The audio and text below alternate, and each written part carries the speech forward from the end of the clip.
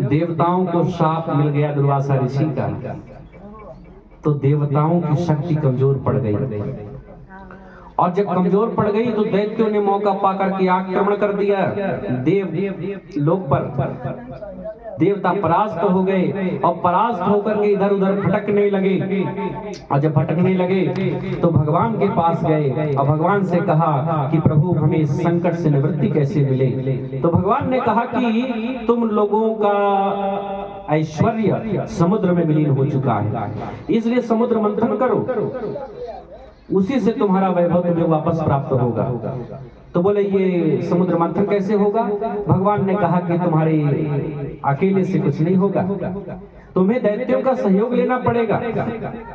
और भगवान ने यहाँ पर एक कूटनीति भी बताई कि अपना काम बनाने के लिए शत्रुओं से भी मित्रता कर लेनी चाहिए। अरे यो भी संदेह सति कार्यार्थ गौरवे, ये भगवान ने ही कूटनीति बताई।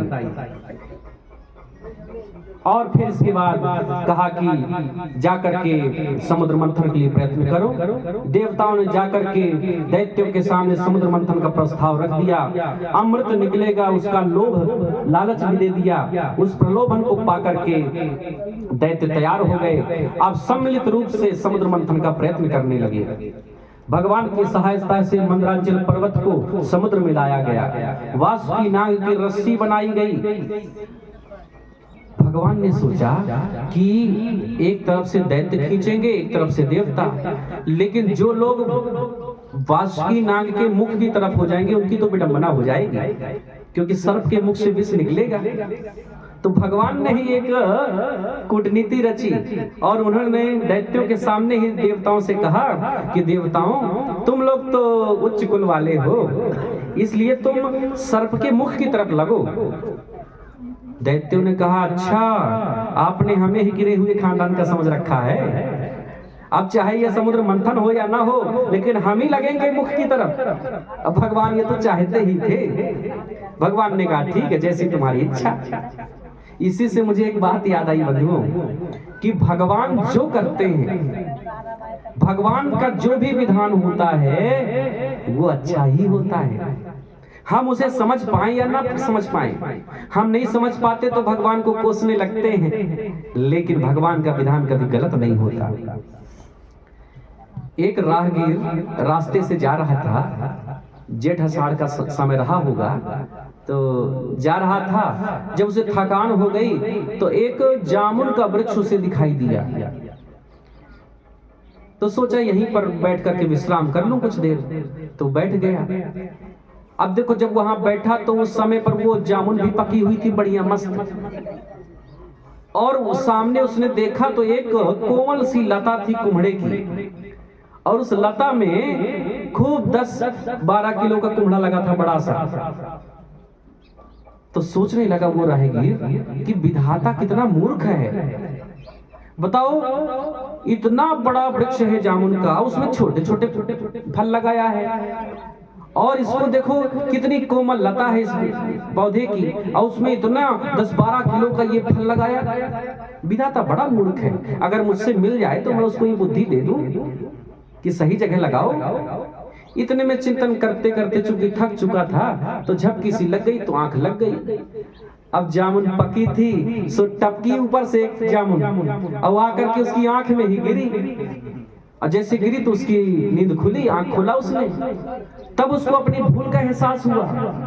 अरे मैं तो विधाता को मूर्ख कह रहा था, अरे अगर इस जामुन में कुम्हड़ा जैसा फल लगा होता तो आज तो मेरी आंख ही चली गई होती। विधाता भगवान जो करते हैं अच्छा ही करते हैं, भगवान का विधान कभी गलत नहीं होता बंधु।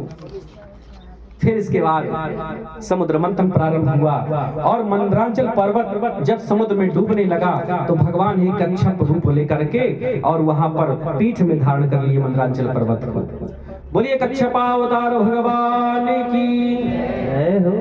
और समुद्र मंथन में बंधुओं 14 प्रकार के रत्न निकले। श्रीमणि रंभा वारुणी अमीय शंख गजराज कल्प तरु शशि धेनु धनु धनवंतर विश्वास। ये 14 प्रकार के रत्न निकले। देखो जब वहां से विष निकला, हालाहाल विष, तो सब घबरा गए। अब विष को कौन लेगा, किसी को ये सामर्थ्य ही नहीं है। सब पहुंच गए महादेव की शरण में। देव देव महादेव भूतात्मन भूत भावना त्राहिनः शरणापन्ना त्रैलोक्य दहनात् विषाद। सब महादेव की शरण में गए। हे महादेव, इस विष से हमारी रक्षा कीजिए। तो संसार के कल्याण के लिए अपनी हथेलियों में भोलेनाथ ने ले लिया उस विष को और उसका पान कर गए, लेकिन अपने कंठ में ही रोक लिया। कहते हैं कि हृदय में भगवान की मूर्ति स्थापित करते हैं, इसलिए हृदय तक उस विष को नहीं पहुंचने दिया, लेकिन कंठ को गले में रख लिया था, सो कंठ नीला पड़ गया। तब से उनका एक नाम नीलकंठ हो गया। बोलो नीलकंठ भगवान की। अब देखो भैया, ध्यान तो आप कथा में रखो। ये बताओ, कथा से ज्यादा सुंदर कोई आपको दिख रहा है क्या? हा? जो कार्य में लगे हैं, आ रहे हैं, उन्हें बैठने दीजिए, उनको करने दीजिए जिसको जो करना हो। आप तो अपना चेहरा कथा की ओर और अपना कान कथा सुनने की ओर, चित्त भगवान के चरणों में लगाइए और आपस में बातचीत बिल्कुल मत करिए।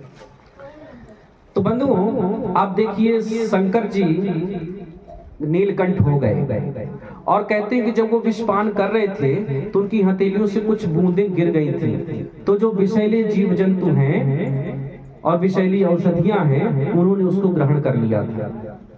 फिर क्रमशः उसमें कई रत्न निकले। कामधेनु गाय निकली तो ऋषियों को दान कर दी गई। चंद्रमा निकले तो भोलेनाथ ने मस्तक में धारण कर लिया। उच्च सवा घोड़ा निकला तो बलि को दे दिया गया। ऐरावत हाथी भी निकले तो इंद्र को दे दिया गया।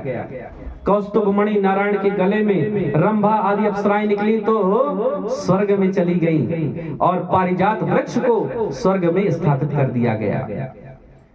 सब बंटवारा हो गया सब चीजों का। और बाद में स्वयं लक्ष्मी जी भी प्रकट होती हैं उसी समुद्र मंथन से।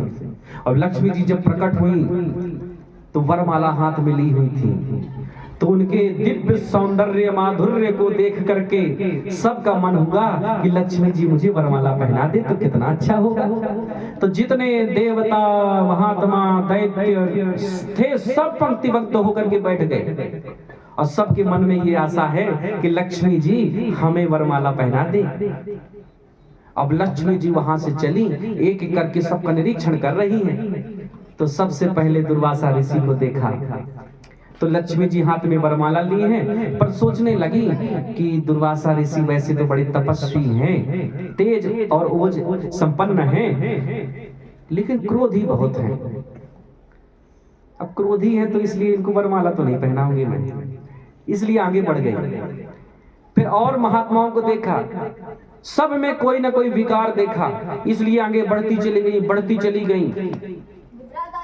सब इधर वाले निराश होते चले गए और आगे वाले सोचे कि अब हमारा नंबर लगने वाला है, लेकिन वो हर किसी में कुछ ना कुछ कमी देखते हुए आगे बढ़ती गई। तो इसके बाद भगवान शंकर भी दिखाई पड़ गए लक्ष्मी माता को। तो जब शंकर जी को देखा तो सोचने लगी, वाह कितना इनका स्वभाव कितना भोला भाला है, मंगल है इनका स्वभाव। लेकिन वेशभूषा तो देखो, वेशभूषा तो अमंगल है, सांप लपेटे बबूत लगाए, इनको वरमाला तो नहीं पहनाऊंगी मैं। तो इसलिए शंकर जी को भी नहीं पहनाया। अब आगे बढ़ गई। अब सब में कमियां थी तो सबको रिजेक्ट कर दिया। अब अंत में देखा तो अलग थलग बैठे थे भगवान नारायण। तो नारायण को जब देखा ध्यान से लक्ष्मी जी ने, तो सोचने लगी, वाह वाह वाह, ये तो स्वभाव से भी सुंदर हैं, स्वभाव के भी मंगल हैं, और इनका वेशभूषा देखो, वेशभूषा के भी सुंदर हैं, वेशभूषा से भी मंगल हैं। मंगलम भगवान विष्णु मंगलम गरुड़ध्वजः मंगलम पुंडरीकाक्ष मंगलायतनो हरि। ये तो सब कुछ मंगल स्वरूप है, लेकिन थोड़ी कसर तो इनमें भी है। अब देखो इतने सारे लोग बैठे हैं लाइन लगाए, अब सब लोग मुझको कितनी देर से टुकुर टुकुर देख रहे हैं। और इनको देखो, ये एक बार भी निगाह ऊपर करके मेरी तरफ नहीं देखे, मुझको पाने की आकांक्षा इनके अंदर नहीं है। लेकिन ये कोई दूषण तो नहीं है, ये तो आभूषण है, ये तो गुण है, अच्छी बात है। ये इतना प्रसन्न हुई कि उस वरमाला को भगवान नारायण को ही पहना दिया। बोले लक्ष्मी नारायण भगवान की। और इसके बाद बंधुओं आगे समुद्र मंथन हुआ तो मदिरा और वारुणी कन्या आदि निकली तो दैत्यों ने ग्रहण कर लिया। और अंत में साक्षात भगवान धन्वंतरी अमृत का कलश लेकर के प्रकट हो गए। बोले धन्वंतरी भगवान की। दैत्यों ने मौका पाया तो अमृत कलश को छीना और भाग दिए। देवता तो अपने आप को ठगा सा महसूस करने लगे और दैत्य भाग गए और आपस में ही झगड़ा करने लगे। अहम पूर्वम नत्तम नत्तम इति प्रभो, मैं पहले पीऊंगा, मैं पहले पीऊंगा, ऐसा करके ही आपस में झगड़ा करने लगे। अब देखो अमृत का कलश लेके चले गए थे, देवता भी परेशान थे, तो तुरंत भगवान ने मोहिनी रूप धारण कर लिया और मोहिनी रूप धारण करके पहुंच गए वहीं दैत्यों के पास। बड़ा सुंदर स्वरूप था भगवान का। और उनको देख करके दैत्यों ने कहा, देवी सुंदरी तुम कौन हो? अब देखो हम लोग आपस में झगड़ रहे हैं, तुम ही निर्णय करो। ये अमृत है, हम लोगों को पीना है और सब कह रहे हैं कि पहले हमें पीना है। तो बोलिए ऐसा है। इतने में देखो देवता भी आ गए। दैत्यों ने कहा कि ये देवता भी हमसे झगड़ा करेंगे, अब तुम ही निर्णय करो।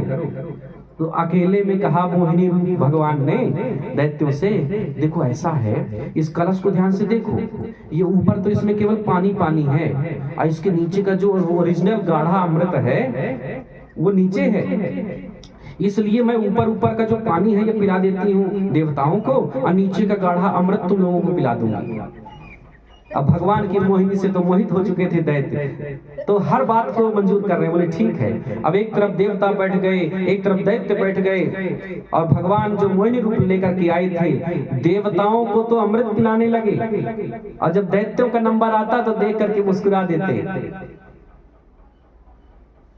देवता अमृत सुधा का पान करने लगे और दैत्य भगवान की रूप सुधा का पान करने लगे। लेकिन माया से ऐसे मोहित थे कि उनको पता ही नहीं चला कि हो क्या रहा है, सब मुस्कुरा रहे हैं। लेकिन उन दैत्यों की पंक्ति में एक स्वरभानु नाम का दैत्य था जो बड़ा बुद्धिमान था। वो समझ गया ये सब चालाकियां, इसलिए वो देवताओं का वेश बना करके गया और देवताओं की पंक्ति में सूर्य और चंद्रमा के मध्य में जाकर के बैठ गया। और जब उसका नंबर आया तो भगवान ने उसको भी अमृत दे दिया। अब वो स्वरभानु ने अमृत जैसे हाथ में पाया वैसे पी गया और जैसे पिया तो सूरज चंद्रमा ने इशारा कर दिया भगवान को, क्योंकि वहां पर बोलना मना था, तो आंखों से इशारा कर दिया कि ये तो दैत्य है। जैसे बताया भगवान से, भगवान ने तुरंत चतुर्भुज रूप धारण कर लिया और सुदर्शन चक्र छोड़ दिया। तो स्वरभानु का सिर अलग और धड़ अलग। यही सिर राहु माना गया और उसका धड़ केतु हो गया। जिनकी दशाएं चलती हैं तो हम लोग परेशान फिरते हैं पंडितों को कुंडलियां दिखाते हुए, ये वही राहु केतु हैं। और यही राहु केतु बदला लेने के लिए, चूंकि सूर्य और चंद्रमा ने भगवान को बताया था, आज भी उन्हें ग्रहण लगाते हैं। ग्रहण पड़ता है ना, सूर्य ग्रहण, चंद्र ग्रहण। वैज्ञानिक मान्यता यद्यपि कुछ और है, लेकिन हम लोग तो शास्त्र वाले हैं, तो हम तो यही मानते हैं कि सूर्य और चंद्रमा को ग्रहण तो राहु केतु लगाते हैं। अब इसके बाद बंधुओं, देवता अमृत का पान कर चुके थे, इसलिए देवताओं में शक्ति आ गई। लेकिन दैत्य चूंकि ठगे जा चुके थे तो सारे दैत्य मिलकर के गए और देवताओं के खिलाफ युद्ध छेड़ दिया। इसी को पुराण में कहा गया है देवासुर संग्राम। देवताओं और दैत्यों के मध्य बहुत बड़ा संग्राम प्रारंभ हो गया। और बंधुओं, अब चूंकि अमृत पान कर चुके थे देवता, इसलिए विजयी हो गए, सारे दैत्य पराजित हो गए। अब बहुत सारे दैत्य मारे गए, यहाँ तक कि दैत्यों के राजा थे राजा बलि, वो भी मारे गए।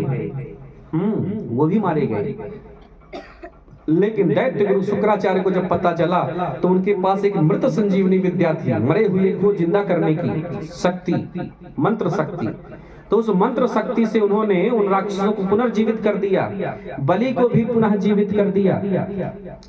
अब जब जीवित हो गया राजा बलि, तो राजा बलि ने कहा, गुरुदेव ये बार बार की समस्या ठीक नहीं है कि ये देवता अमृत पान कर लिए फिर परास्त कर देते हैं, ये ठीक नहीं है। आप तो कुछ ऐसा उपाय बताइए कि जिस पर मैं सदा सदा के लिए देवताओं पर विजयी हो जाऊं, देवता कुछ बिगाड़ ना सके। तो अपने गुरुदेव की शरण में गए राजा बलि। तो गुरुदेव शुक्राचार्य ने कहा कि राजन, तुम 3 काम करो। पहला, गौ सेवा करो। दूसरा, संत सेवा या ब्राह्मण सेवा करो। और तीसरा, गुरु सेवा करो। ये 3 कार्य तुम करोगे तो तुम्हारी शक्ति इतनी मजबूत हो जाएगी, तुम इतने शक्तिशाली हो जाओगे, त्रैलोक्य में तुम्हें कोई पराजित नहीं कर सकता। गौ सेवा करो, ब्राह्मण सेवा, संत सेवा करो और गुरुदेव की सेवा करो। ये 3 कार्य तुम्हें करने चाहिए। अब देखो, गुरुदेव का आशीर्वाद मिल गया। शास्त्रों में मैंने, अब देखो 5-6 दिनों से कथा चल रही है, तो हम कितने प्रसंगों में आपको बताया हमने कि गुरु की शरण में जाने के बाद भगवान भी कृपा करते हैं। अब देखो, राजा बलि पर गुरुदेव की कृपा हो गई, इसीलिए कहा है, कुछ न बिगड़ेगा तुम्हारा गुरु शरण आने के बाद। सबको बोलो, कुछ नहीं बिगड़े कुछ नहीं बिगड़ेगा तुम्हारा गुरु शरण जाने के बाद। कुछ न बिगड़ेगा तुम्हारा गुरु शरण आने के बाद। कुछ न बिगड़ेगा तुम्हारा गुरु शरण आने के बाद। हर खुशी मिल जाएगी चरणों में झुक जाने के बाद। हर खुशी मिल जाएगी चरणों में झुक जाने के बाद। प्रेम की मंजिल के राही कष्ट पाते हैं जरूर। प्रेम की मंजिल के राही कष्ट पाते हैं जरूर। बीज फलता है सदा मिट्टी में मिल जाने के बाद। बीज फलता है सदा मिट्टी में मिल जाने के बाद। कुछ न बिगड़ेगा तुम्हारा गुरु शरण आने के बाद। कुछ न बिगड़ेगा तुम्हारा गुरु शरण आने के बाद। देख कर काली निशा को ऐ भ्रमर मत हो निराश। देख कर काली निशा को ए भ्रमर मत हो निराश। देख कर काली निशा को ऐ भ्रमर मत हो निराश। देख कर काली निशा को ऐ भ्रमर मत हो निराश। बंद कलियां फिर खिलेंगी रात ढल जाने के बाद। बंद कलियां फिर खिलेगी रात ढल जाने के बाद। हर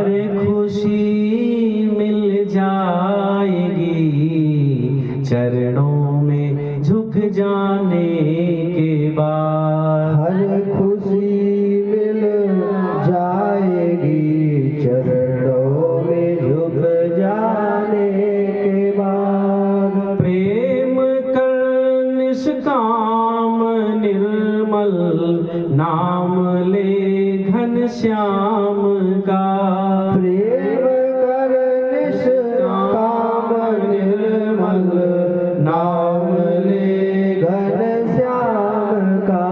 सूखी बगिया फिर खिलेगी ऋतु बदल जाने के बाद। सूखी बगिया फिर खिलेगी ऋतु बदल जाने के बाद। कुछ न बिगड़ेगा तुम्हारा गुरु शरण आने के बाद। कुछ न बिगड़ेगा तुम्हारा गुरु शरण आने के बाद। हर खुशी मिल जाएगी चरणों में झुक जाने के बाद। हर खुशी मिल जाएगी चरणों में झुक जाने के बाद।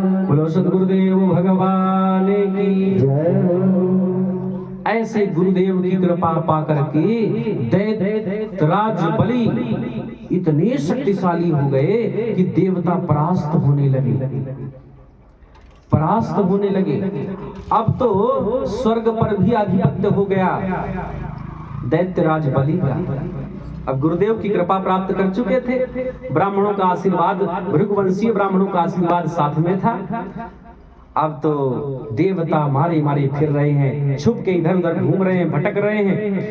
भगवान के पास गए, भगवान से निवेदन किया तो भगवान ने कहा कि ब्राह्मणों के तेज के कारण, गुरु भक्ति के कारण वह इस समय बलवान है। तुम्हें प्रतीक्षा करनी चाहिए, जब ये काल चक्र पलटेगा, जब ये उन्हीं गुरुदेव का, उन्हीं भृगुवंशी ब्राह्मणों का अपमान करेगा, तब ये परास्त हो जाएगा। समय की प्रतीक्षा करनी चाहिए। और फिर शुक्राचार्य जी ने एक बात और कही थी राजा बलि से कि राजन, तुमने बहुत अच्छे काम शुरू कर दिए हैं, इसलिए तुम ताकतवर हो गए हो। एक काम और कर लो, फिर तुम्हें गद्दी से कोई हटा ही नहीं सकता। और इंद्र की गद्दी पर जो बैठता है वो वही बैठ पाता है जो 100 अश्वमेध यज्ञ कर लेता है। इसीलिए तो इंद्र को एक नाम शतक्रतु से भी पुकारा जाता है। तो इसलिए तुम 100 अश्वमेध यज्ञ कर लो तो परमानेंट इंद्र बन जाओगे, हमेशा हमेशा के लिए। तो इसलिए गुरुदेव के कहने पर अब यज्ञों का अनुष्ठान प्रारंभ कर दिया। एक के बाद एक यज्ञ कर रहा है राजा बलि। अब देखो, देवताओं की माता है जो अदिति, अब बेचारी दुखी है कि मेरे बेटा जो है मारे मारे फिर रहे हैं। बलि का जो है तो राजा जब से बने तो मेरे बेटे जो है परेशान हैं। इसलिए पतिदेव कश्यप के पास गई और कहने लगी कि मुझे ऐसा पुत्र चाहिए जो मेरे पुत्रों को उनका अधिकार वापस दिला सके। पतिदेव ने समझाया कि पुत्रों का मोह मत करो, पर नहीं मानी, जिद किया। तो फिर उन्होंने एक पयोव्रत बताया। भागवत में 2 व्रत बताए गए हैं, एक पुंसवन व्रत मैंने पहले कहा, और ये पयोव्रत। पयोव्रत भी मनोकामनाओं को पूर्ण करता है और भगवान की कृपा प्राप्त होती है, और संतान के लिए भी बहुत महत्वपूर्ण होता है ये पयोव्रत।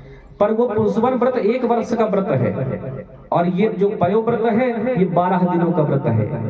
और ये फाल्गुनस्यामले पक्षे द्वादशाहं पयोव्रतः, ये फाल्गुन के महीने में ही किया जाता है, जो महीना चल रहा है। फाल्गुन महीने के शुक्ल पक्ष में 12 दिनों का व्रत होता है। तो इस व्रत को करने से, इसमें कहते हैं द्वादशाक्षर मंत्र का जाप करना चाहिए, षोडशोपचार भगवान का पूजन करें, खीर का विशेष रूप से भोग लगाना चाहिए, और खीर से ही द्वादशाक्षर मंत्र पढ़ते हुए हवन करना चाहिए। भूमि पर शयन करें, झूठ ना बोलें, तीनों समय स्नान करना चाहिए, सूर्योदय से पहले जागे, भगवान यज्ञेश भगवान की स्तुति करनी चाहिए। और इस प्रकार से नियम पूर्वक यदि कोई पयोव्रत करता है तो भगवान उस पर प्रसन्न होते हैं और मनोकामनाओं की पूर्ति होती है। यही व्रत किया देव माता अदिति ने, तो भगवान प्रसन्न होकर के देव माता अदिति के ही गर्भ में आ गए। स्वयं नारायण अदिति के गर्भ में आ गए। और कालांतर में जब भगवान के प्रकट होने का समय आया तो लिखा है श्रोणायाम श्रवण द्वादश्याम मुहूर्ते अभिजित प्रभु सर्वे नक्षत्र ताराद्याश्चक्रुश्च जन्म दक्षिणम। कहते हैं कि भादों का महीना आ गया, शुक्ल पक्ष द्वादशी तिथि आ गई और श्रवण नक्षत्र आ गया और अभिजित मुहूर्त यानी दोपहर के लगभग 12 बजे भगवान वामन रूप से प्रकट हो गए। बोलिए वामन भगवान की। अब देखो एक बात तो मुझे ऐसा लगता है कि ये जो भादों का महीना है ये भी कुछ विशेष है।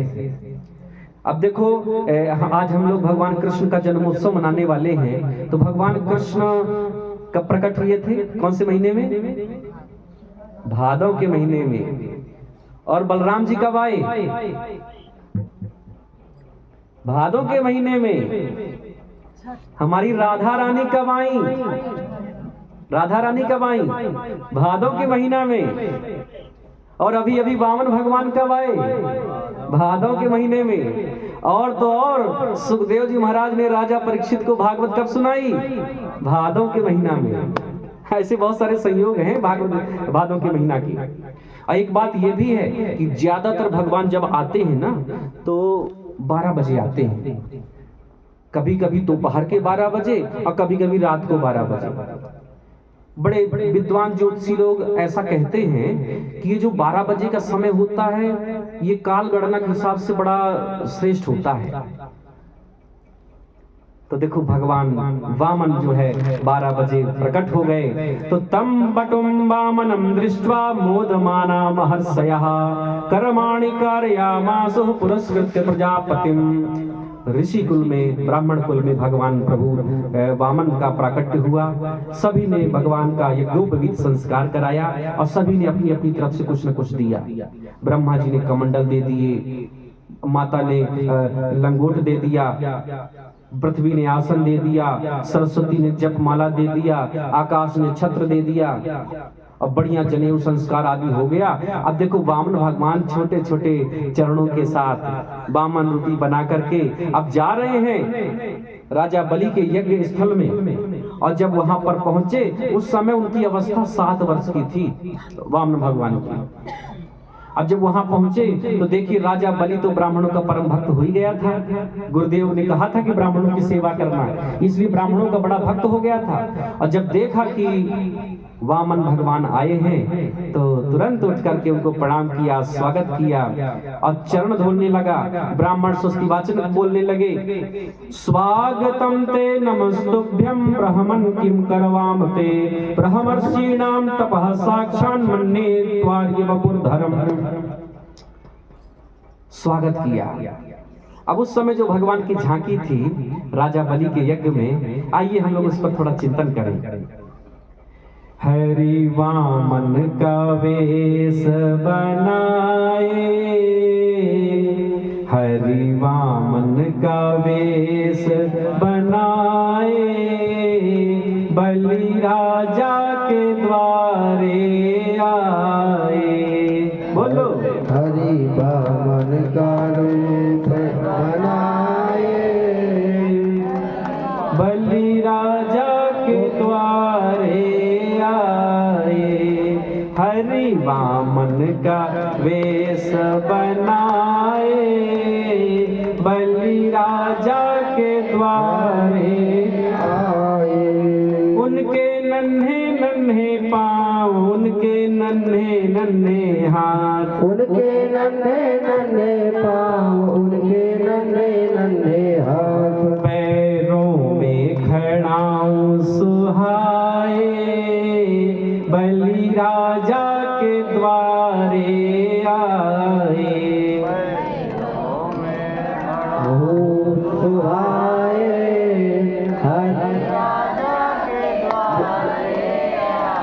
हरि वामन का वेश बनाए, बलि राजा के द्वारे आए। वामन का वेश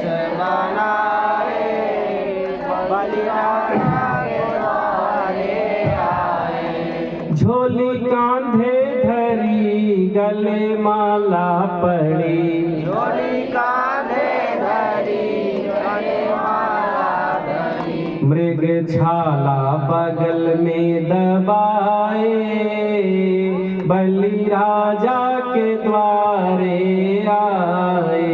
मृग छाला कांधे दबाए, बलि राजा के द्वारे आए। हरि वामन का वेश बनाए, बलि राजा के द्वारे आए।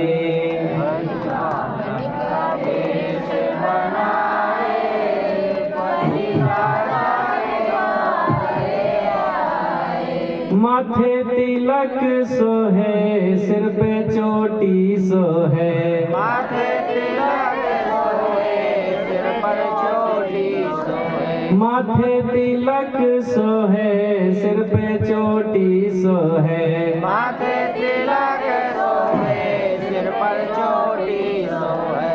हाथों में कमंडल सुहाए, बलि राजा के द्वारे आए।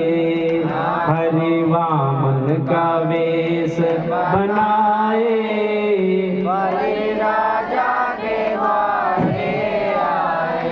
अंग जने उधरे, सिर पे छत्र सोहे, अंग जने उधरे, सिर पर छत्र सोहे। ब्रह्मचारी का वेश बनाए, बलि राजा के द्वारे आए।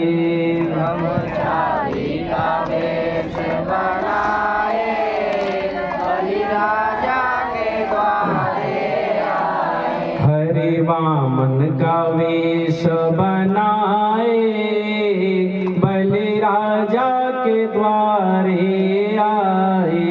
हरि वामन का वेश बनाए, बलि राजा के द्वारे आए। बोले वामन भगवान की।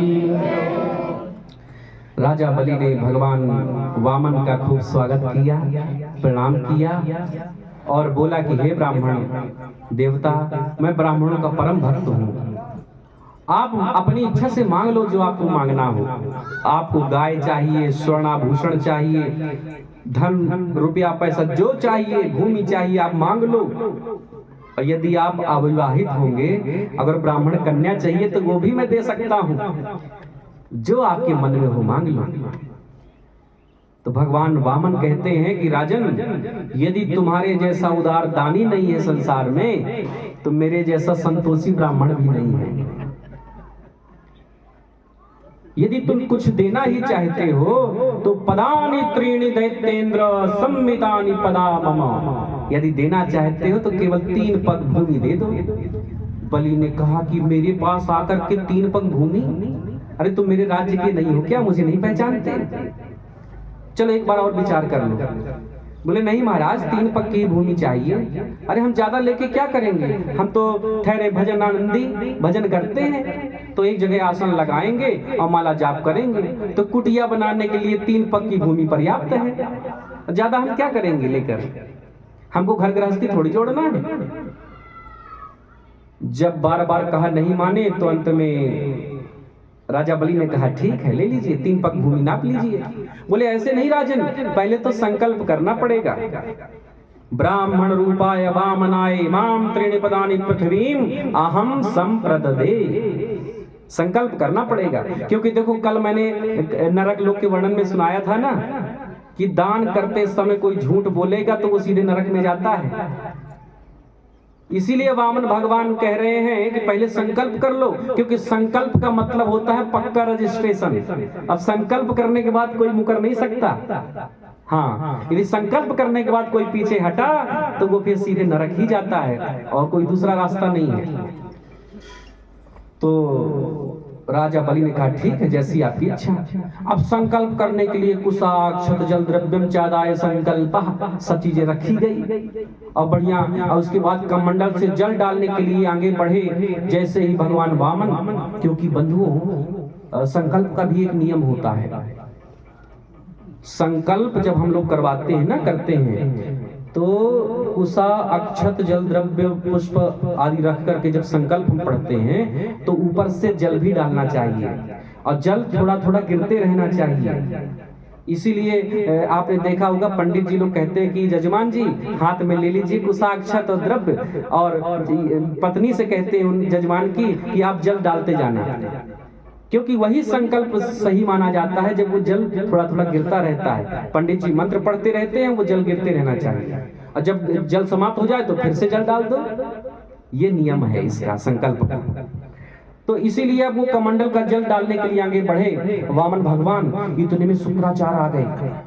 शुक्राचार्य हाथ पकड़ लिए राजा बलि का, बोले क्या कर रहे हो? बोले गुरुदेव ये तो मैं संकल्प कर रहा हूँ, 3 पक्की भूमि ब्राह्मण को दान कर रहा हूँ। अरे तुम पहचानते हो ये कौन है? अरे हाँ गुरुदेव जानता हूँ ना, ये वामन है। अरे पागल मत बनो, ये नहीं ये वामन है ना तिरपन है। तो बोले कौन है गुरुदेव? ए सुबैरोचने साक्षात भगवान विष्णु कश्यपादितेर्जातो देवानाम कार्य साधकः। अरे पागल मत मानो, ये वामन तिरपन नहीं है, ये तो साक्षात विष्णु हैं। तुम्हें ठगने छलने के लिए आया है, देवताओं का कार्य बनाने के लिए, सिद्ध करने के लिए आया है। और मैं तुम्हारा गुरु हूँ, गुरु के सामने चेला लुट जाए, ये गुरु को कैसे बर्दाश्त हो? इसलिए मैं तुम्हें लुटने नहीं दूंगा। नहीं नहीं ये नहीं होने दूंगा। राजा बलि ने कहा कि गुरुदेव मैंने तो वचन दे दिया कि मैं 3 पक्की भूमि दूंगा, और यदि मैं वचन से पीछे हटूंगा तो झूठ हो जाएगा ना। और दूसरी बात गुरुदेव ये है कि मैं प्रहलाद का वंशज हूं, प्रहलाद का नाती है राजा बलि। तो प्रहलाद जैसे महान भक्त के कुल में मैं पैदा हुआ हूं, तो अगर मैं अपने दिए गए वचन से पीछे हटूंगा तो मेरे कुल की कीर्ति नष्ट हो जाएगी गुरुदेव। और तीसरी बात तो ये है गुरुदेव कि आप कह रहे हैं कि ये साक्षात भगवान हैं, तो यदि ये साक्षात भगवान ही हैं तो सोचो मैं कितना भाग्यशाली हूँ कि पूरे संसार के लोग भगवान के सामने जाकर के हाथ फैलाते हैं, और मेरे घर में तो मेरे सामने भगवान हाथ फैलाए चले आए हैं। इतना बड़ा सौभाग्य मुझे मिला है, और आप कहते हैं कि संकल्प मत करो, कुछ मत दो। और गुरुदेव ये तो झूठ हो जाएगा। तो एक व्यवस्था भी शुक्राचार्य जी ने बता दी। बोले राजन कुछ स्थानों पर झूठ बोलने का पाप नहीं लगता। हाँ कुछ स्थानों पर झूठ बोल भी दो तो पाप नहीं है। कौन कौन से स्थान? तो शुक्राचार्य जी बता रहे हैं, स्त्री सुनर्म विवाहे च वृत्यर्थे प्राण संकटे गो ब्राह्मणार्थे हिंसायां नान्यतम स्यात् जुगुप्सितम। कहते हैं राजन जब अपनी पत्नी नाराज हो गई हो, रूठ गई हो, उसको मनाना हो, तो यदि झूठ भी बोल दिया जाए तो कोई पाप नहीं लगता। हाँ लेकिन आप लोग ये मत सोचना कि ये कोई नियम हो गया, हाँ कि पत्नी से जो मन करे वो झूठ बोलते रहो। नहीं, ये तब के लिए नियम बताया है कि चूंकि युधिष्ठिर का श्राप है स्त्री जाति को कि उनके पेट में बात रह नहीं पाती है, कहीं ना कहीं वो बता देती है, ऐसा श्राप है। तो यदि आपको ऐसा लगे कभी घर गृहस्थी में कि पत्नी से यदि हम सत्य बात कोई बता देंगे तो उससे घर गृहस्थी बिगड़ सकती है या कोई बहुत बड़ी क्षति हो सकती है, तो अच्छे उद्देश्य के लिए यदि झूठ बोल दिया जाए तो उसका पाप नहीं है। लेकिन ये नियम नहीं है रोज रोज का, ध्यान रखना। फिर कहते हैं नर्म विवाहे चो, यदि कन्या का विवाह हो रहा हो तो कन्या के विवाह में यदि थोड़ा बहुत कभी झूठ बोल भी दिया जाए तो उसका पाप नहीं लगता। हाँ अब जैसे किसी ने पूछा भैया वो एक लड़की का रिश्ता आया है, वो आपके सामने रहते हैं, बताओ कैसी लड़की है। अगर थोड़ा बहुत प्रशंसा भी करनी पड़े, अरे बेटी बहुत अच्छी है, बढ़िया है, विवाह करिए। तो यदि इस प्रकार से कन्या के विवाह में भी थोड़ा बहुत यदि झूठ बोलना पड़ जाए तो उसका पाप नहीं लगता। फिर कहते हैं वृत्त्यर्थे, यदि वृत्ति ना चल रही हो तो वृत्ति का अर्थ ये नहीं है कि अब झूठे बोल के पैसा कमाए, नहीं। इसका मतलब ये है कि यदि हमें भूख लगी है, हमारे पास कोई व्यवस्था नहीं है और झूठ बोलेंगे तभी भोजन मिल सकता है, तो वहां यदि हम झूठ बोल भी देंगे तो पाप नहीं लगेगा। फिर कहते हैं प्राण संकटे, यदि प्राणों का संकट आ गया हो और उसमें यदि झूठ बोलना पड़ जाए प्राणों को बचाने के लिए, तो उस झूठ का कोई पाप नहीं लगता। फिर आगे कहते हैं गो ब्राह्मणार्थे हिंसायाम, गौ की रक्षा के लिए, ब्राह्मण की रक्षा के लिए यदि झूठ बोलना भी पड़ जाए तो उसका कोई पाप नहीं है। तो इस प्रकार से ये नियम बताया। बलि ने कहा कि गुरुदेव चाहे जो हो जाए, लेकिन अब मैं पीछे नहीं हट सकता, मैं तो दान करूंगा।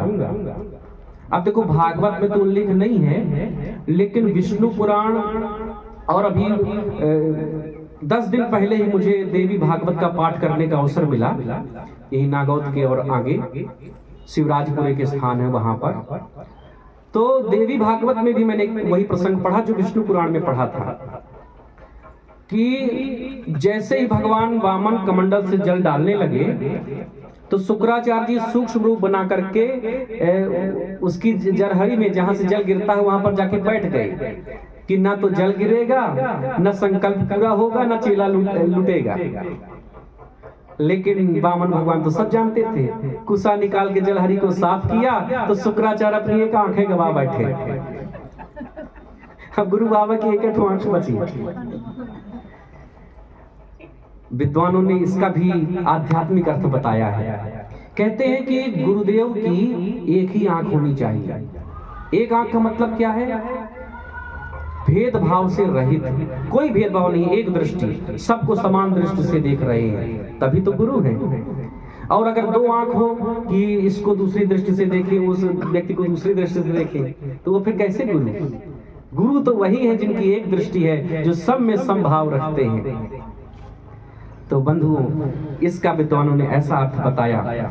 और फिर इसके बाद संकल्प पूरा हुआ, संकल्प कर दिया गया। और जैसे संकल्प पूरा हुआ तो भगवान वामन अब अपने विराट स्वरूप में आ गए, बहुत विराट। अब विराट स्वरूप में आने के बाद अब 3 पग भूमि नापने का प्रयास कर रहे हैं। तो एक पग में लिखा है कि पृथ्वी और उसके नीचे के लोगों को नाप लिया, और एक पग में ऊपर के लोगों को नाप लिया, और तीसरे पग के लिए तो जगह ही नहीं बची, कहां नापे कहां रखे।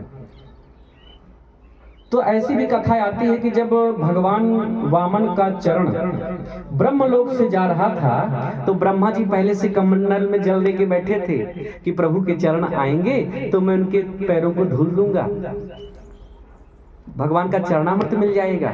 तो इसलिए ब्रह्मा जी ने जैसे देखा कि प्रभु के चरण यहाँ से निकल रहे हैं तो तुरंत कमंडल का जल भगवान के चरणों में डाला और उनके चरणों का धूमन वापस कमंडल में रख लिया। यही गंगा जल है। हाँ, कई लोग पूछा करते हैं कि गंगा जल कहाँ से आया, गंगा जी की उत्पत्ति कहाँ से हुई? तो भगवान के चरणों का जो धोया हुआ जल है वही गंगा जल है। उन्हीं गंगा जी में जाकर के हम लोग महाकुंभ आदि में अपने जीवन को धन्य बनाते हैं। गंगा जी में स्नान कर आए, पापों का क्षार कर आए, और वो भगवान के चरणों का ही जल है। और बंधुओं, इसके बाद अब तीसरे पग की जगह नहीं बची। राजा बलि से कहा भगवान ने कि जल्दी बताओ तीसरा पग मैं कहाँ रखूं, और यदि नहीं दे पाओगे, जगह नहीं बता पाओगे तो नरक जाने के लिए तैयार रहो, तुमने संकल्प कर लिया है। अब सैनिक लोगों ने जब देखा कि विराट स्वरूप में आ गए हैं, हमारा राजा चला गया है, तो हाहाकारो महानासी, हाहाकार मच गया और सब सैनिक मारने के लिए दौड़े। लेकिन राजा बलि ने रोक दिया। और भगवान ने तो इतने में वरुण पास से बंधवा दिया राजा बलि को। बोले जल्दी बताओ तीसरा पैर कहाँ रखो, नहीं तो नरक में जाओगे। अब वरुण पास में राजा बंध गया, सैनिक भगवान को मारने के लिए आ रहे हैं, लेकिन राजा बलि ने अपने सैनिकों को रोक दिया। बोले रुक जाओ, कुछ नहीं करोगे। बोले राजन आपको ठग लिया है, बंधवा दिया आपको रस्सी, वरुण पास से आप बंध गए हैं। राजा बलि ने कहा कि ये मेरे प्रभु हैं, इनको जो अच्छा लगता है इनको करने दो, इनकी खुशी में ही मेरी खुशी है। अगर ये मुझे बांध करके खुश हैं तो मैं बंध करके ही खुश हूं, लेकिन इनको जो मन करे उनको करने दो। सैनिकों को रोक दिया राजा बलि ने। अब भगवान ने कहा कि जल्दी बताओ अब तीसरा मैं कहां रखूं। तो राजा बलि ने कहा कि प्रभु ये बताइए, धन बड़ा होता है कि धनवान? बोले बड़ा तो धनवान ही होता है।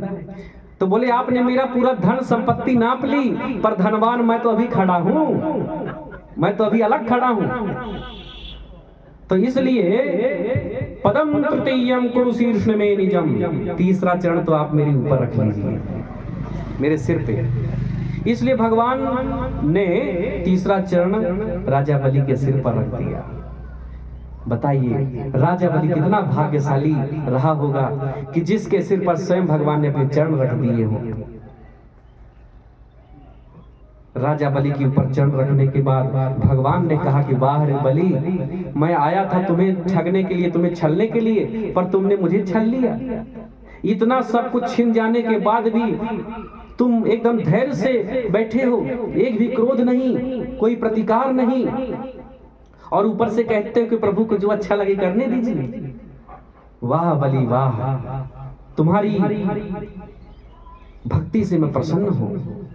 इतने में पत्नी आ गई बलि की, विंध्यावली, उसने भगवान की स्तुति की। तो स्वयं प्रहलाद जी भी आ गए और उन्होंने भी भगवान की स्तुति की।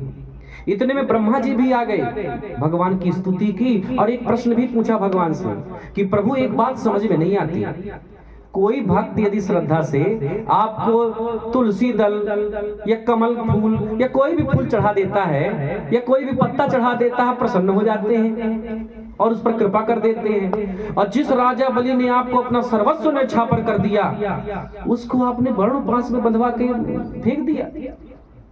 ये बात समझ में नहीं आती है कि थोड़ा सा कोई दिया आप कृपा कर देते हैं, और जिसने अपना सब कुछ दे दिया उसको आपने बंधवा के फेंक दिया। ये समझ में नहीं आता गुरुदेव प्रभु।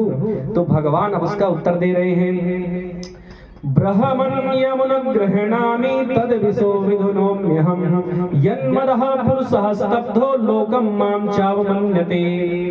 भगवान वामन कहते हैं कि हे ब्रह्मदेव, मेरा स्वभाव है कि मैं जिस पर कृपा करता हूं तो धीरे धीरे उसका अभिमान तोड़कर रख देता हूं।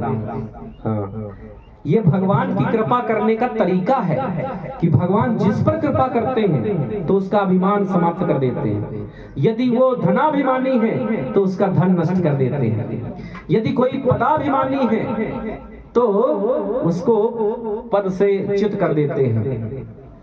ये भगवान का स्वभाव है। और भगवान कहते हैं कि जिसके पास उत्तम कुल, कर्म, आयु, विद्या, धन आदि सब कुछ हो लेकिन अभिमान ना हो तो समझ लो उस पर मेरी कृपा है। इस प्रकार से वामन भगवान ने बलि से कहा कि बलि मैं तुमसे बहुत प्रसन्न हूँ, सुतल लोक का साम्राज्य मैं तुझे प्रदान करता हूँ, आगामी मनवंतर में तुम ही इंद्र बनोगे।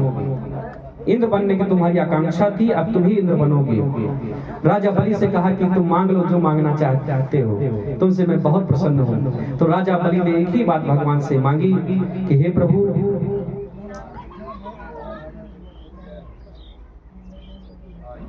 आपकी दिव्य झांकी को देख करके मुझे इतना अच्छा लग रहा है कि मेरा मन है कि मैं अपलक नेत्रों से आपको निरंतर देखता ही रहूं।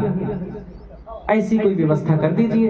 तो भगवान ने कहा कि सुतल लोक के तुम राजा बनोगे और मैं तुम्हारा द्वारपाल बन जाऊंगा, क्योंकि द्वारपाल जब बन के खड़ा रहूंगा, अब तुम जैसे आओगे जाओगे कहीं से तो नजर तो पड़ती ही रहेगी। तो देखो भगवान भक्ति के आगे कैसे द्वारपाल बन के खड़े हो गए सुतल लोक में। अब वैकुंठ लोक सूना हो गया और लक्ष्मी जी परेशान, स्वामी कहाँ चले गए, इधर उधर ढूंढा। नारद जी ने बताया कि अरे सुतल लोक में द्वारपाल बन के खड़े हैं।